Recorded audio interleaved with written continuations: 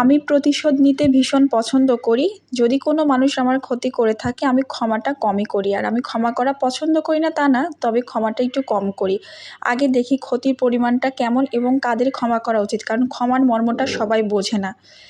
তো প্রতিশোধের এখানে কিন্তু বিভিন্ন রকম বা ধরন আছে। তার মধ্যে হচ্ছে মূর্খ, অশিক্ষিত, কাঙাল যারা তাদের মানে একদল হচ্ছে এভাবে প্রতিশোধ নেয় যে কারোর সাথে যদি তাদের ঝামেলা হয়, ঝুট ঝামেলা হয়, তো প্রতিশোধ নেওয়ার জন্য তারা হচ্ছে মানে এত নোংরা ভাষা প্রয়োগ করে, ঝগড়া ঝামেলার মধ্যে চলে যায়, কুবাক্য প্রয়োগ করে, মানুষকে হেয় প্রতিপন্ন করে, তাদের লেভেলে নিয়ে চলে যায়।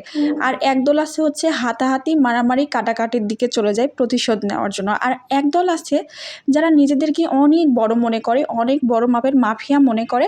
আসলে তারা হচ্ছে বার্কিং ডগ সেলডম বাইটস, মানে যত গর্জে তত বর্ষে না।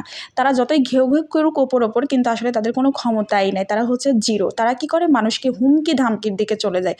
তারা নিজেদেরকে অনেক বড়, এই যে বললাম, মাফিয়া মনে করে, কিন্তু মানুষকে হুমকি ধামকি দিয়ে তাদের দুর্বলতাকে মানে পুঁজি করে মানে তারা প্রতিশোধের দিকে যায়। আসলে হচ্ছে আমার প্রতিশোধের ধরন এরকম কোনো কিছুই না।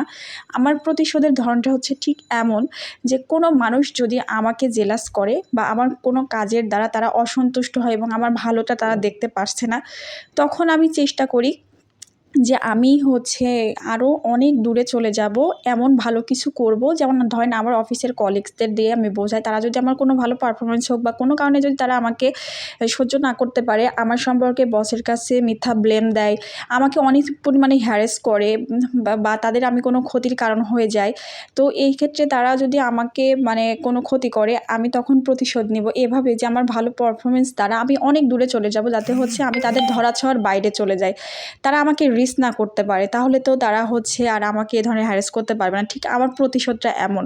তো যাই হোক, আমি হচ্ছে ক্ষমা করি না তা না, অবশ্যই ক্ষমা করব, কিন্তু যারা ক্ষমার মর্মটা বুঝবে একদম তাদেরকেই করব।